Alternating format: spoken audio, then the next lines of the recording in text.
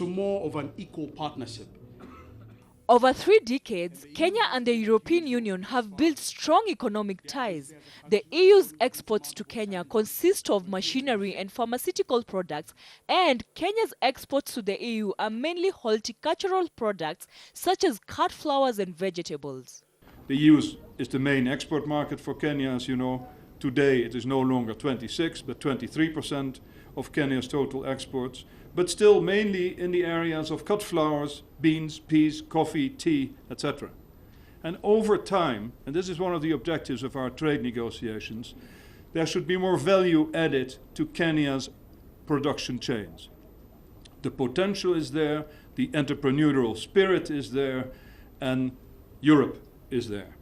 And our EPA, if I can use that bureaucratic term, certainly wants to support that. The EU has also made significant contributions to Kenya's infrastructure, primarily in the energy sector. For instance, the European Investment Bank is among the financiers of the Lake Turkana wind power project, which is poised to provide 300 megawatts to Kenya's national electricity grid. There is a 620 million scheme, 70 billion shillings, to transform the supply of renewable energy in East Africa. The European Investment Bank has provided some 200 million euros, meaning 23 billion shillings, to support that.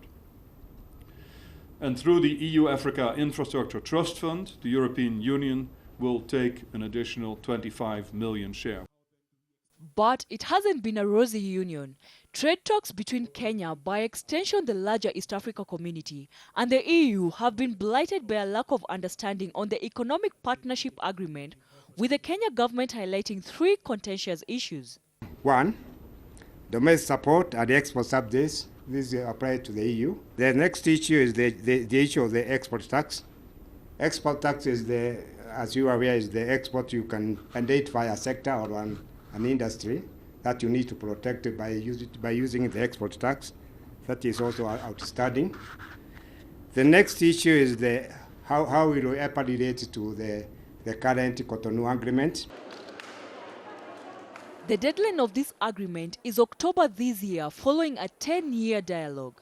Chief among the sectors that could attract taxes ranging from 8.5% to 14.5% if the parties fail to agree is Kenya's flower industry.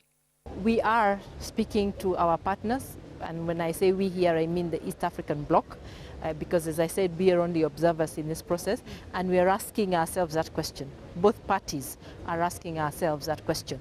What shall we do come October 1 and this agreement is not signed and ratified?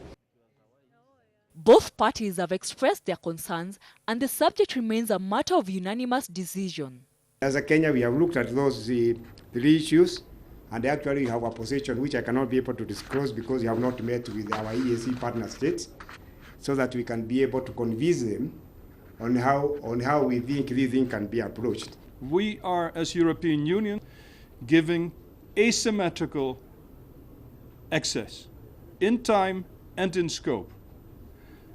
The MFN nation says if Kenya and the East African Community member states turn around and all of a sudden give a lot of access to another trading partner of equal size of the European Union, then you should extend that same benefit to us, because we're giving you a heck of a deal. There's not a single other partner that gives you duty-free, quota-free access for all products. However, does the Kenya Flower Council have other markets that it is courting other than the EU? We have a thriving business now in Japan. I mentioned that we are now the #1 supplier of roses. We have made good entry into the Eastern European country, Russia and Kazakhstan and Czechoslovakia and those countries out there, and they're good buyers. They're buying loads and loads of flowers. And now we're also selling a substantial amount, I can't give you the figure because I don't have it, to the US. Despite the negotiations taking longer than expected, the EU still feels that Kenya is an important trading partner. Achieving high growth depends on improved economic governance, greater economic reform to enhance the investment climate. The latest data from the Kenyan Investment Authority, CanInvest, showed that the level of FDI stood at 715 million euros, 715 million euros last year. And even though that is an important increase compared to 2012, it still remains on the low side, a mere 2% of Kenya's gross domestic product. And there's clearly an important potential for more and an increase in capital injections into the Kenyan